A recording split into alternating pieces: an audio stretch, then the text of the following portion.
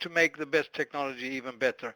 I'll try to address three main themes, three main issues, and that is market can do better in terms of performance, in terms of price, in terms of dissemination.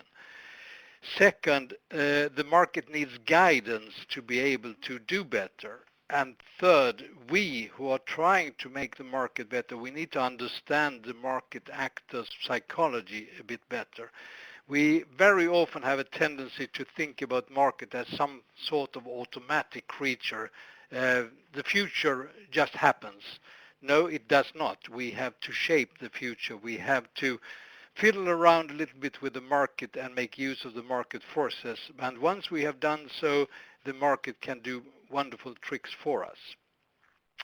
This presentation is based on experience from Swedish technology procurement, which is somewhat dated, but you will find out that even dated technology procurements are very useful. Also US experience, because United States had quite extensive technology procurement programs, mostly known as golden carrot programs, and then similar experience from the IEA and from the European Union. And to show you first that dated experience is useful, I'd just like to recall that one of the first technology procurements was the locomotive. It was a rocket that Georg Stephenson constructed and that won something called the Rainhill trials. And he was, by doing that, he was allowed to deliver this locomotive for the railway traffic between Manchester and Liverpool. If you go to Manchester, you can see this very locomotive on the Technical Museum in Manchester. So that was a successful technology procurement, actually. I'm sorry to say that he beat one of my compatriots called John Ericsson, who also had a locomotive in the same trial, but he didn't succeed as well as George Stephenson did. Another remarkable example, which was really a technology procurement, is John Harrison's clock. And you will see on the slides, and if you download the slides, you will see that there's a hyperlink that you can connect to and see the full story about this particular machine. It was, now, I'm sorry, something happens with my computer again, but this time it seems to come back quicker. Yes, it did. It was a competition that was issued by the Royal Navy in United Kingdom, and the King set up a prize for £20,000, 1714, if somebody could come up with a device which enabled the Navy to find out where on the longitude they were. The latitude they could handle, but the longitude they could not handle. And here you see 4 devices, where the last one presented 1761 is fairly similar to what we have today. The first clocks were a little bit odd. John Harrison, who was a clockmaker, you will also be able to read the story in a book called Longitude, written by a writer called David Sobel. You will find out an amazing story. He really won the prize, but he couldn't collect the award till 1773, which is a really long period to wait for a prize. But it was an interesting experience nevertheless. What we did with the technology procurement programs in Sweden, United States and other places is that we tried to retailer the idea to what we call fragmented markets, to ordinary equipment, not as fancy as a clock or as fancy as a locomotive. On the market, we have a king, and we are all of us known to be the kings and the queens of the market. We are able to select whatever there is to select. We can choose among what there is. We can take our pick. But if we would like to pick something that is not there on the market, which you see a sort of an iconic expression of on the picture, out in the right-hand corner, something that is beyond the fence, you would like to have something different, something that is more to your taste, to your needs, you are not able to do that. And that is the basic idea with technology procurement. We will try to find, can we choose something that is not yet there? Can we make the best available technology even better? And in order to find out what happens on the market, we could look on this market penetration curve. If you check any market, refrigerators, cars, whatever there is, you will find that there are some products that have very good product performance, some that have very bad product performance, and there's a whole lot in between. And if you look at the blue curve, you will see that it is a normal distribution of the performance and the market penetration. If you want to change that from the blue to the purple curve, from the base case to the preferred case, there are three things you can do. You could try to have less of the bad equipment. You could try to have more of the good one. And then you have to do something to get new equipment to the market if you want to transform the market. And in real life, you can do that with standards and directive, which takes away the bad ones. You can have aggregated procurement, you can have labeling system and several other means to have more of what is good, but you need to do something special to have the even better ones, and that is what we call technology procurement. So those, and if you want really to change the market, to transform the market, you have to make use of all these three instruments, otherwise you will just end up with a skewed curve of some sort. The second issue, once you have found out what you want to do, is together with whom. And if you look on a diffusion curve, you will find out that there are several different minds of people, several different people who are driving each of them separate segments of the market. We have the innovators, the ones who always want to be first with technology. Then after them, we call them the early adopters, who is a bit bigger crowd, but then they leave over to what we call the early majority, the late majority, and the laggards. And it's quite important to try to find out what drives these people. Why are they doing it? What arguments could I use when I'm trying to make them allies in the struggle for having something better to the market?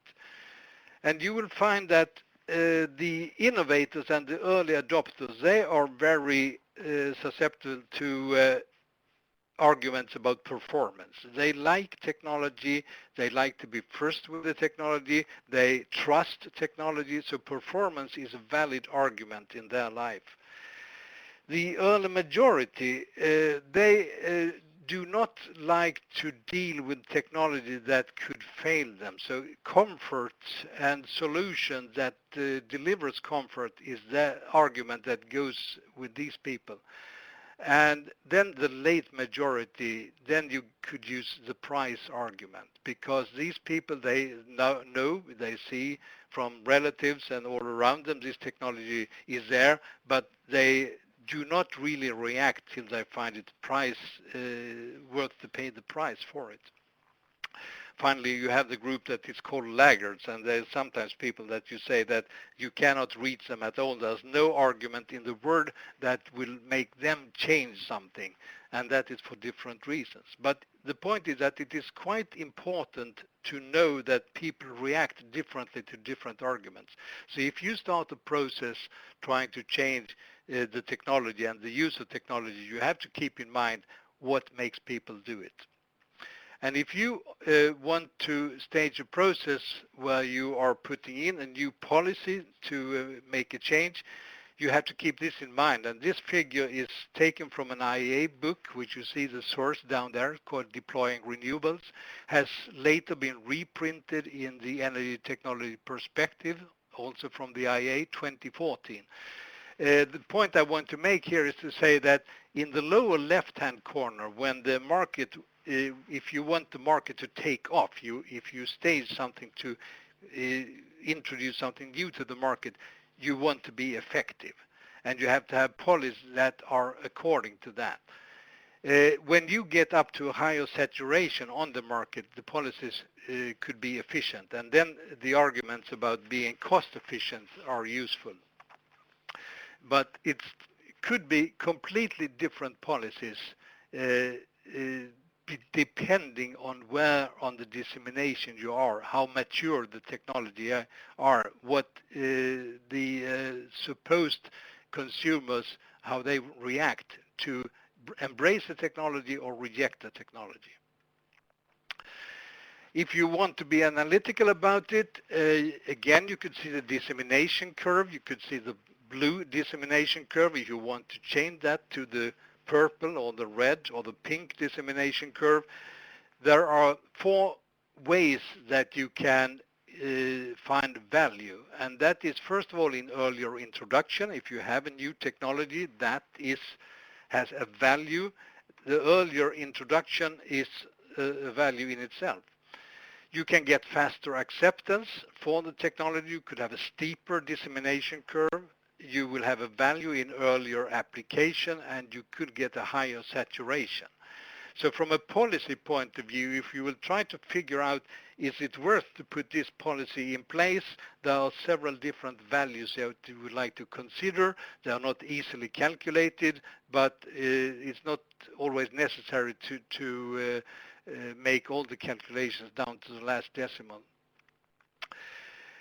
Technology procurement then, how can we make that happen? How does it work? You see here there is I put in the first page of a documentation that you will also find on the web pages and that you could download. It's an old publication that I've updated a bit according to what we are talking about today, and you will find a lot of what I've been will say in there, and you will also find some extra material about how this kind of technology procurement programs relates to other sort of policies. Technology procurement. We look out on the market and we see there are manufacturers and there are buyers. And if we look carefully, we will find out that some of the manufacturers, they are signaling that they can do better. They can produce something that is better. Some of them are very, very explicit in their arguments. There is one Danish company, I will not name names here, but they use the expression, we do the best, our competitors can do the rest. And that is one way of saying we can do better, approach us. But likewise, on the buyer side, on the consumer side on the market, you will find the green hearts, the guys who say, we want better. And the idea with technology procurement is to gather the green hearts into a group of buyers, sometimes called buyers clubs or buyers group or something like that. It could be permanent groups or it could be ad hoc groups for a specific purpose. And these people, these companies, these entities, they make a request for proposal, a tender document, a specification for what they would like the new product to be, and issue it to the manufacturers, address it primarily, of course, to the stars, but address it to the entire market, because there could be some hidden stars out there, so you will never know.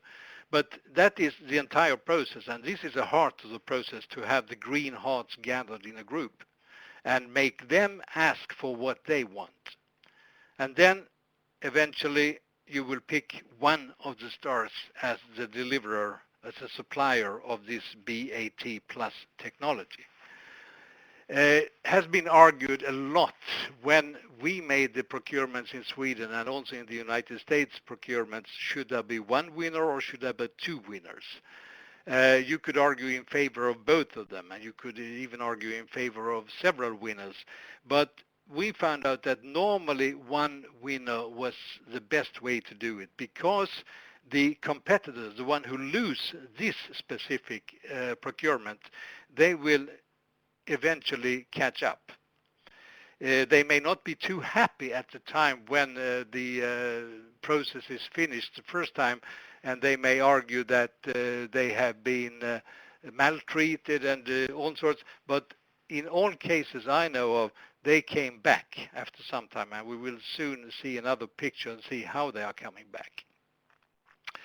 And after all, that is exactly what we would like to do. We would like to transform the entire market, not only one company, but the entire market. All the manufacturers we would like them eventually to change the characteristic of the product that they deliver. Here is a small proportion of a table that is in the documentation I already mentioned. I would like to point out that, first of all, we had mandatory requirements, but we also have complementary requirements. So we said that the product we are requesting, fridge and freezer, should at least reach the required performance and preferably reach a complementary requirement. We found that all the winners, they always wanted to stretch a little bit longer. They wanted really to win. They were not in there only to meet the basic requirements. They wanted to go further. And that is what I call the bid effect. Then when we started to compare it to the market, we found that the relevant comparison was, first of all, of course, to the, at that time, best available technology, which you find in one of the arrows there. But we could also, which was equally relevant compared to the average of the market, of the supplied equipment to the market, or to the stock of installed equipment. And the fifth thing that we noticed here was the technology procurement duration. How long time did it take from the announcement to the delivery? And this duration was most of the times 2 to 3 years, not more than that. From the first concept came up with the specification, sent out in an announcement until we had a delivery of a product. Here you see the same table, but there's a little bit more products, a little more programs, fridge and freezers, washing machines, windows, traffic lights. There is still even more in the documentation I mentioned. But here you see more clearly that if we compared only to BAT, we really had huge steps ahead, from 20 to 50% compared to BAT. So there was a huge impact. If we compare to the market supply average, it was 30 to 60%, and it was more than 60% to the existing stock, typically. So there was really a step change in the performance of the procured products, which makes me think that this technology procurement is a really strong instrument. The market could perform better, I said. That was one of my main themes. Here we can see, yes, the market can really perform better. The dissemination, and I will argue that a bit later, the dissemination is the essential part of the technology procurement. And here you can see the bars, which are measured on the left-hand side in terms of subsidized units, and in this case it was ballasts for fluorescent tubes, which were in the old days were electromagnetic. Nowadays they are electronic, but this was when we changed from electromagnetic to electronic ballast. You could see that we subsidized a certain amount of units, and you can see on the blue line, which is measured to the right-hand side, how the market at some time started really to take off. And even when the subsidized units dropped down, the market continued to take off, which was the basic idea from the beginning. So I would like to say, yes, we succeeded with this market dissemination really well. So some of the experience of the technology procurement are gathered here. It was originally for infrastructure, but we developed it for fragmented markets. It worked. It's applicable to many sectors. We tried domestic, commercial, industry, transportation. It worked in all sectors.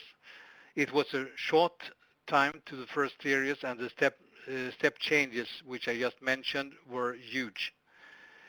One of the maybe astonishing things, which you will also find in the documentation, is that the volumes of products that we asked for in the delivery, in the procurement, were quite small. They were really small, which is quite interesting. We firstly assumed that we had to guarantee delivery of huge volumes. No, we did not have to do that.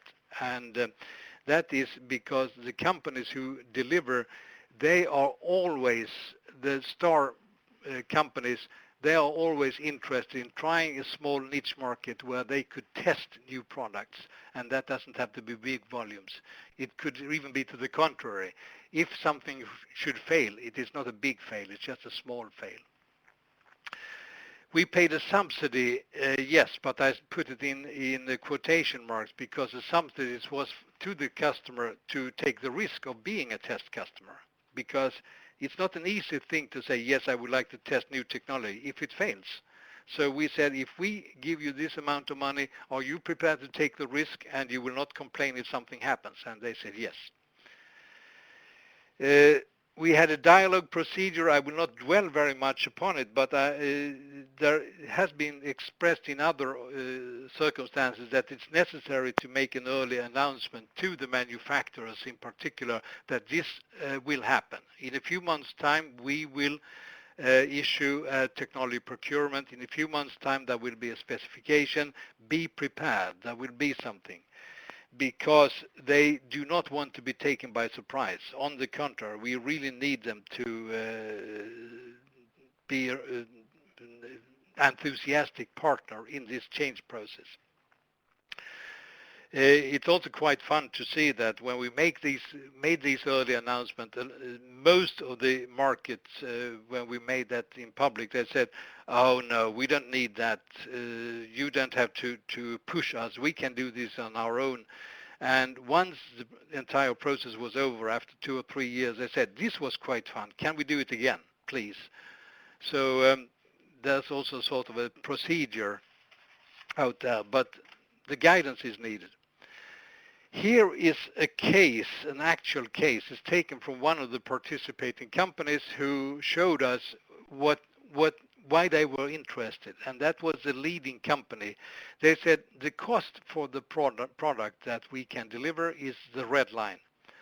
The price we anticipate to be able to have from the market for this product is a blue line. We will make a little loss in the beginning. The total sales, where you see that the dissemination curve, I've already showed that it goes up, find a saturation, and then it drops off again. For this new product is quite typical. The market follower, if somebody would like to make a similar product later, they will have higher costs because they are later out there, and that is a purple line. That means that the difference between the blue line and the red line is the leader's shareholder value, and they think that the follower's shareholder value is smaller because that is the difference between the price and the cost on the purple line. So they said, number 7, having this huge chunk for the shareholder as a shareholder value for the leader is an enabler for the reinvestment. And this has been shown by one of the participating companies who won one of the competition, and I think it's a very good picture of how it works in their minds, what's the psychology for these companies.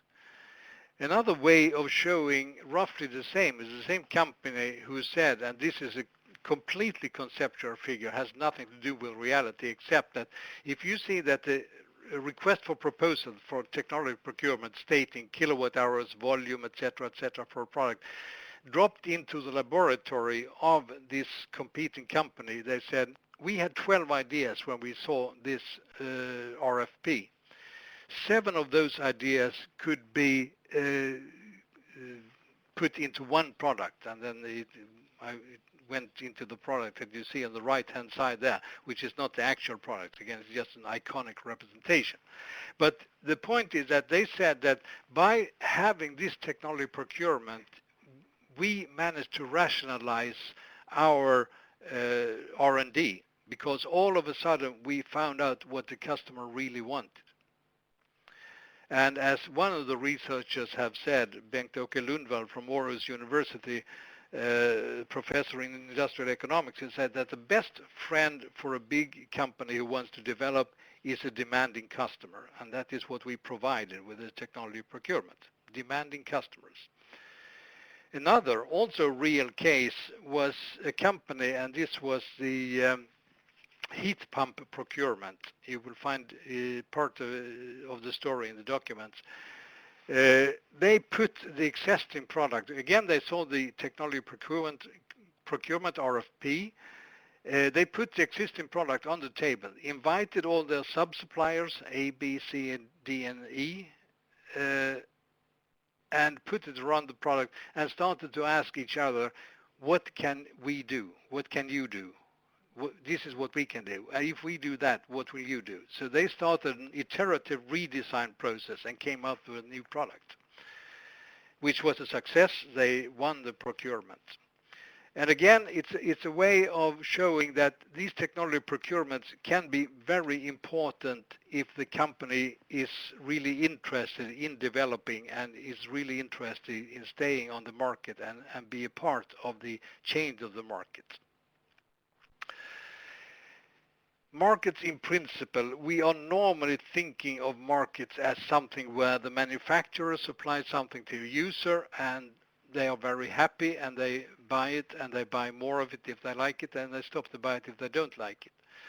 In the real world, the market could look more like that. The manufacturer sells to a wholesaler, who sells to a retailer, who sells to an installation company, who sells to the owner of the building, who installs it in the building, and maybe the owner is not even the user.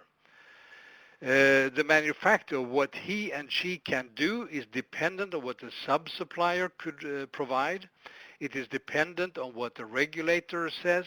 It's dependent on consultants. It's dependent on service companies and so on. And the point with this is to say that all these actors are necessary if we want to have a dissemination of new technology.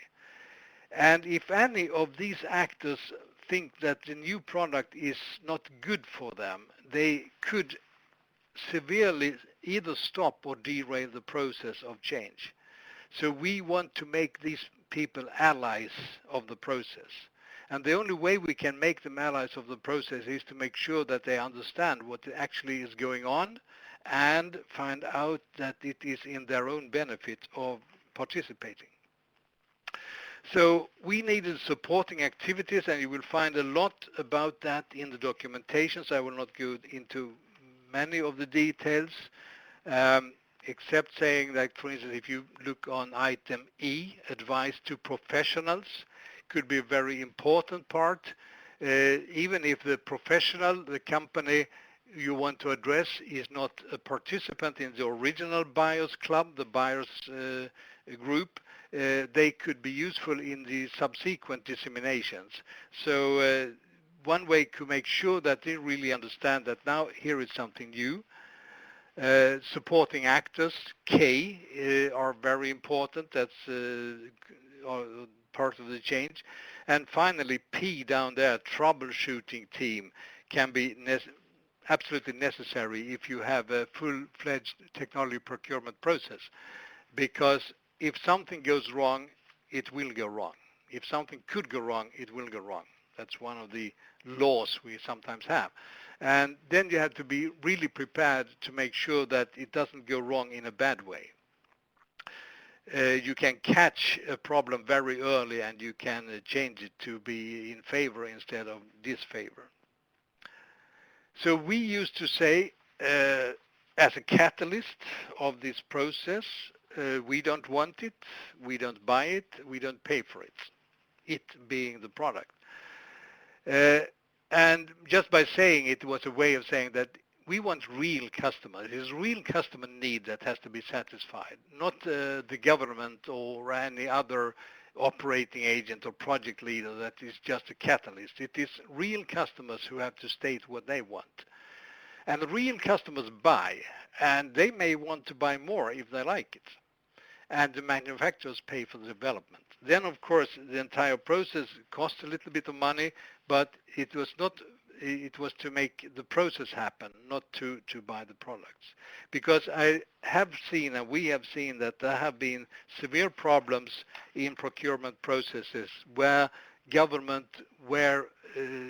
houses have been filled up with equipment that nobody would like to have because somebody thought that they need to secure a big volume of something And I will again, we don't have the time today, but it could be quite fun otherwise to mention some of those cases. Technology procurement drives innovation. The European Union made a little booklet about that, and you see it here. It's called Public Procurement for Research and Innovation. It will be made available to you on the web page if it's not there already. And I just picked out a little piece of it. We will not go into any detail of it, except that I would like to mention that yes, just as I said, technology procurement will drive innovation. That has ended up in that people sometimes call it innovation procurement today. Yes, of course it is. But if you are saying innovation procurement, in particular to a politician, there's a risk that they think that they will buy innovations.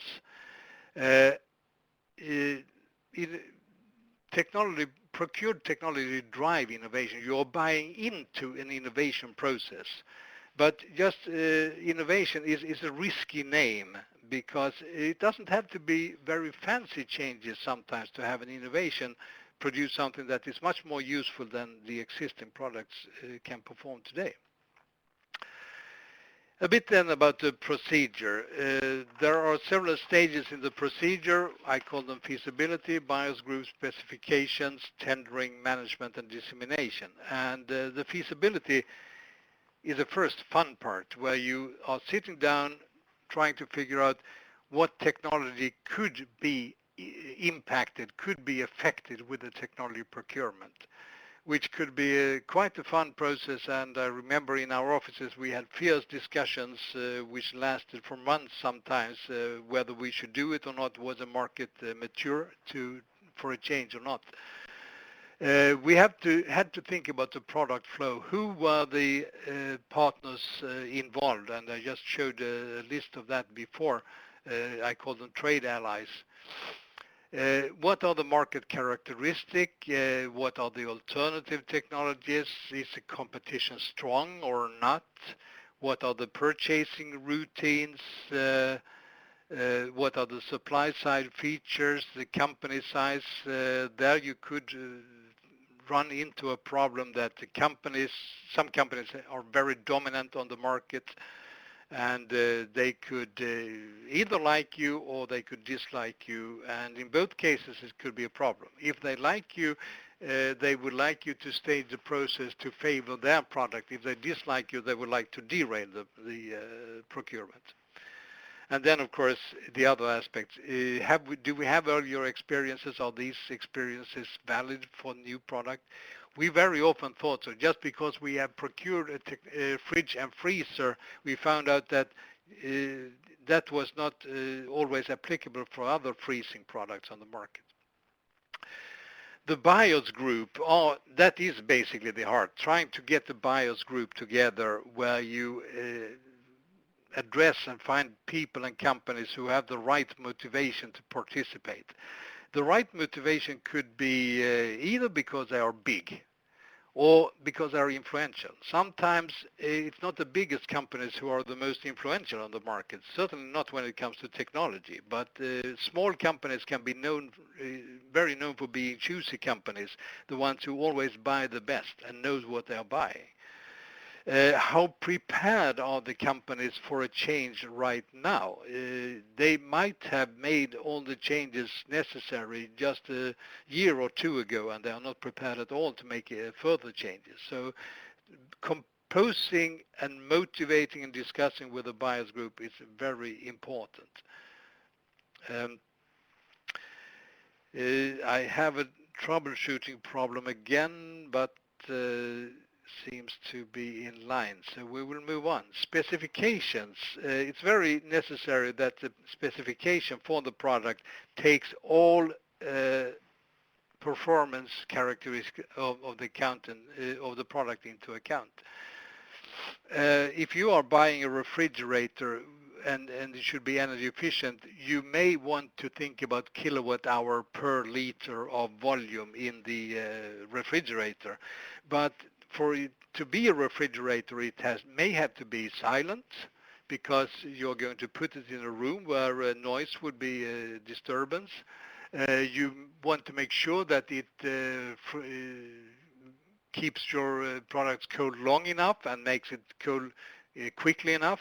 If you're buying, want to look on a football match, you want to put in a six-pack of beer and pick out the six-pack of beer 1 or 2 hours later and know that it is cold, for instance. My point is just to say all the functions have to be covered. Otherwise, it will just be a sort of technology showcase. The tendering could be very tricky. I mentioned in particular here the cartel risk. And I remember a case where we had several companies who were absolutely sure that they dominated the market and they liked the procedure that we were about to stage, but we could also fairly easily find out that they were not going to participate, at least not in a serious way. We managed to find a competing company from another part of the world who came into the process, and it was a totally different ball game after that. So you have to think about several issues related to how the market works and about the psychology of the market. The management is of course important, and that is in particular if you have several criteria. If you want to weight the criteria, you want to test the product, you want to make sure that the weights are relevant. Alternatives to public procurement, technology procurement. Well, some people say demonstration has the same function. Yes, I have. That's a way of demonstrating the forerunners on the market. Sometimes there are technology competitions, just trying to show that it is possible to make a new technology. But in my opinion, and that is what I would like to stress here, it's a dissemination that makes a technology procurement. And the dissemination is something that you can never guarantee, but if you have a strong buyers group, and it's important for the manufacturers to meet the need of this buyers group, you have started the dissemination in the right way. And then if you manage to put up, you may remember I showed earlier a picture about supporting activities, you can beat up dissemination fairly quickly.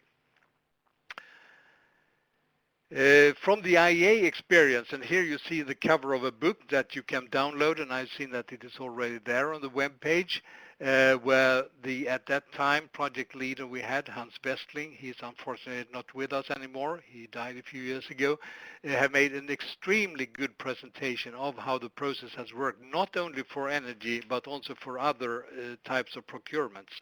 And he produced this, what he called product complexity ladder, which also is a way of saying there is no limit to what you can do, it's just getting more complex. Buying a single motor is fairly easy. If you put that motor into a system, it gets more complicated, and you also have more and more cultural components, as he called them, but there is really no limit. The IEA DSM Award of Excellence year 2000, that was for a program that we had. We call it Task 3 of the IEA DSM agreement. You can see here it was a laundry dryer with a reduction goal of 50%, which was met. It fulfilled all the criteria, but it failed a bit on the market plans. So it was a little bit more of a technology competition. Lighting failed, unfortunately, because there was no company who could meet the criteria. Copier succeeded, but again, it was a award that was a challenge for the company, not primarily dissemination. Industrial motors, yes, it worked, and it was a fairly good reduction goal as well. And LED traffic signals, we didn't have the time to fulfill it and come to a conclusion. As you can see, there were winners.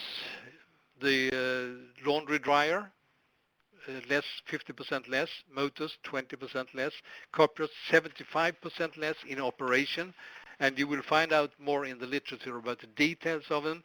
If you look at that kind of equipment today, you will find that today the market have already come up with similar characteristics. But we would at least like to think about it as we have, if we have managed to at least push the process closer to this. And by that, I have come to the end of my presentation and would like to step over to the next